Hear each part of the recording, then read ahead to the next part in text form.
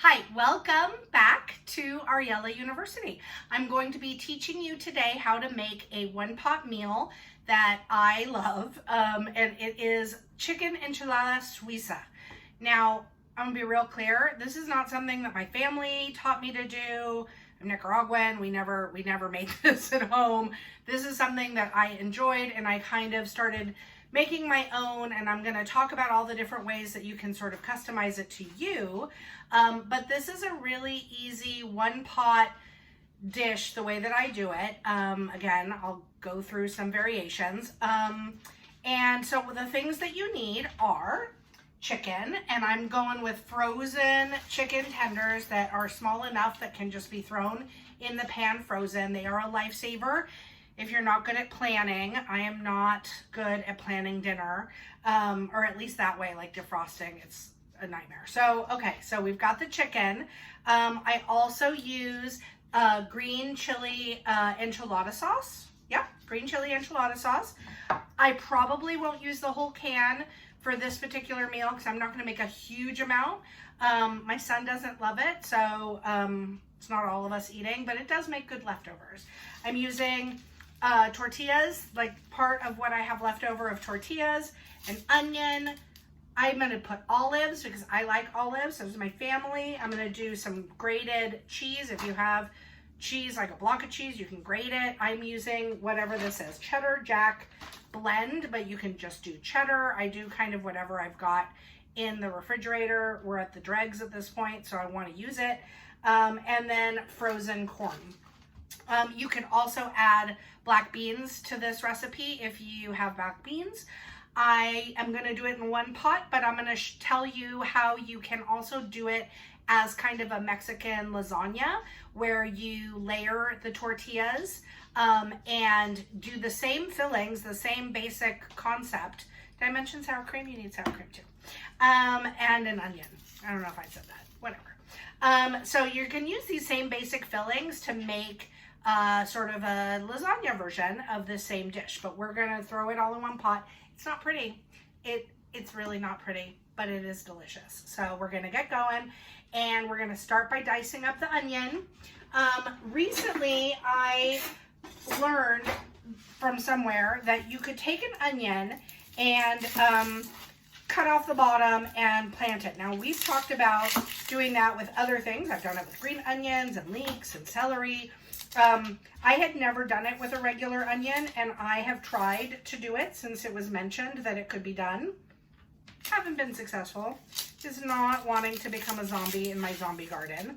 So my only onions in my zombie garden are the ones that started to sprout and that I just decided to go ahead and plant. All right, so I'm going to dice up this onion, and then I'm going to start cooking it along with the chicken. But actually, since I've got you here, I'm going to turn on the stove, and I'm going to have to figure out how to like bring the camera over here, which I will do.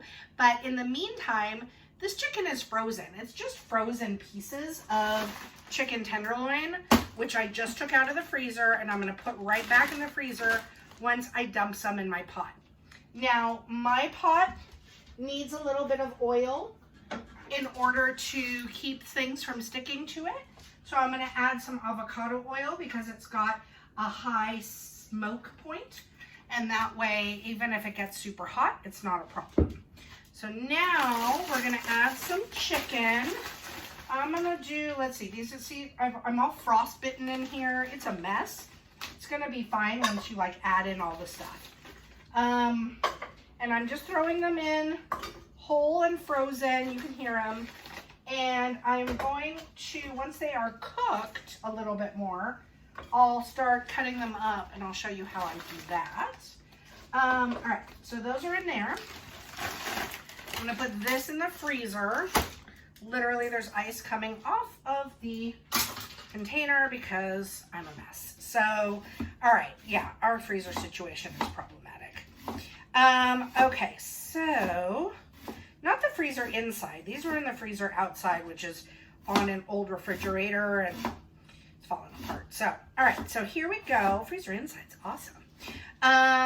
Just dicing up this onion, throwing it on top. If you don't like onion, you don't need to add onion here. It is totally optional.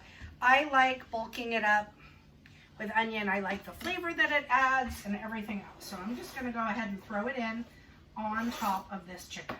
Now, something I have a problem with is making so much of a dish that like there's leftovers for 100 years. So I want to try and control myself. And so I'm using this pot, which is smaller than maybe some others, but it's gonna help keep me within the limits of what is a reasonable amount of food to make for the 3 people in this house that will eat it. So that's what I'm doing. So I'm gonna grab my wooden spoon so I can stir this around a little bit.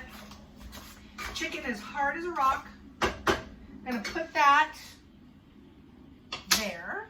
I'm going to put my chicken away, the frozen chicken that I'm not using, and I'll be right back to show you what's going on. Okay, so now we've got the chicken and the onions with some avocado oil, but you can also use olive oil, you can use canola oil, whatever you have, to just kind of keep it up from sticking on the bottom of the pan. I'm moving my things around, my tomatoes.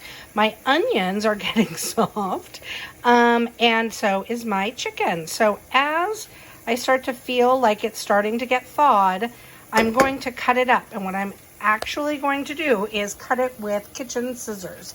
So I'm going to figure out how to show you that. All right, so here we are. I stole a camera person for a moment so that I can show you. I just use tongs and kitchen scissors, and I cut them into bite-sized pieces. Now, you can also make this dish if you just have leftover chicken. Like if you get a rotisserie chicken and there's leftover chicken, you can do this dish. And in that case, if you're going to do, Spartacus has an opinion. If you're going to do that, you don't need to put the chicken in with the onions because it's already cooked. So you would put it in later. So for right now, we're just trying to get this chicken cooked. You can also, like if you wanted to cook chicken a different way for this, or have your chicken be shredded or whatever, do whatever you want. That all works as well. So that's how I cut it all up. When it is all cut, I will show you the next step. Okay, so now the next step. We've got our chicken. It's all cut up in here. It is starting to cook you want to just make sure that it's all the way cooked. But we have another step that will give you time to let it cook as well, and that is adding the tortillas. So this recipe really, this is with corn tortillas. I know that a lot of people prefer the flour, and of course if you can't eat corn, then you do what you need to do. But if you can eat corn, it's a very different flavor in this particular recipe. And basically what we're gonna do in my one pot version is we're gonna cut little slices, you can cut triangles, whatever you want, that are going to cook down with the rest of the ingredients. And that way they kind of thicken the sauce. You'll still get bites of tortilla, but it won't be like big pieces of tortilla. Now, if you were making this into a more of like a lasagna type dish, you can absolutely layer it with the tortillas. In that case, if you were to do that, you would layer tortillas and the green sauce and the cheese and the corn and the chicken, and just kind of alternate it like that. I would wet the tortilla first in the sauce, in the green sauce, because you want to make sure it's moist. And to that point, I'm actually going to add a little bit more of the avocado oil in, just because it kind of gives it that, it's almost like having like tortilla chips, but it's not quite enough oil for frying them, but it is enough to kind of add a little bit of moisture in there. So I did, what did I do? Maybe this many corn tortillas. So let's see, what did I do? So, okay, so maybe like that many corn tortillas, whatever that is. It looks like maybe 10. Okay, but again, you can add more, you can add less. It's not going to hurt it, so don't worry about that. So as this is happening, you want to make sure that the chicken is already cooked and that the tortillas are starting to break down before you add in the enchilada sauce. So we'll be adding in enchilada sauce, sour cream. I'm going to cut up some olives because I really love olives. I have a lot of friends who do not, but I do. Totally optional. You could add black beans. I just ran out of black beans. I don't have any. If you have a can of black beans, you can drain them and add those as well. And the other thing that you can do if you want is once this is all cooked and in this pot, you could cover it with a little bit more of the grated cheese and then bake it in the oven a little bit, and then it turns into more of a casserole looking thing. The way that I serve it, it really is not appetizing, but it's delicious. So we're just gonna go with that.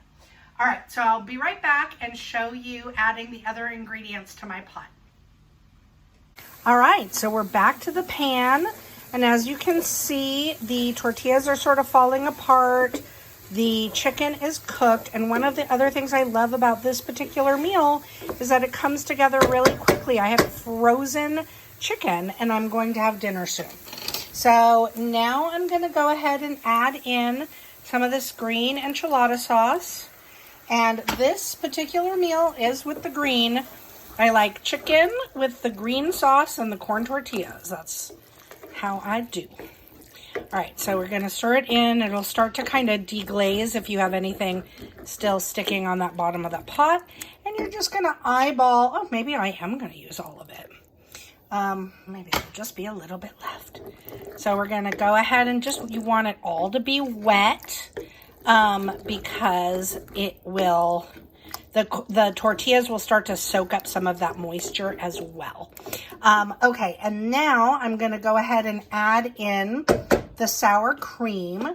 And I have light sour cream. You can use whatever kind of sour cream you want. You could even probably use Greek yogurt without even noticing that it's any different. My sour cream container was already partially used, so I'm going to just kind of use up what I've got in there. This is a good, like, I have leftover, tortillas and sour cream and, like, can put together this whole thing. So that's going to make it the creamy part. That's why they call it Suiza, the Swiss, for some reason, the sour cream. I don't know if that's accurate at all. I apologize to anyone who's Swiss who's like, that makes no sense to me. But that's what we're doing. All right, so then we're going to add in the cheese. And I just kind of have dregs of this bag. So I'm going to dump it in because I'm not going to be fancy. I don't know what that is in my cheese, but whatever. Hey, if you like bell pepper, you can add bell pepper. I don't, but you can. If you like green onions, you could add in green onions. I'm going to go ahead and stir that in. Let the cheese get like creamy and melty. This is so comfort food. I can't even tell you. All right, so then we've got the olives and the corn, and if I had black beans, I'd be adding those too. But that's it. Now we're gonna mix it all together. This is so yummy to serve with like a nice like Latin coleslaw or salad. I am going to do a coleslaw video soon. So, but here we go. And that's it. You're just gonna let it kind of come together. As it starts to melt, all the cheese will melt, and the sour cream will just kind of come in. I have about like a quarter of this can left. I don't want to add it because it will make it too wet, but I'll use it in something else. So that's it. There's my chicken enchilada Suiza one pot. Again, cover it with cheese and throw it in the oven, and then it looks a little bit fancier. Doesn't look so fancy right now, but it is delicious. Enjoy!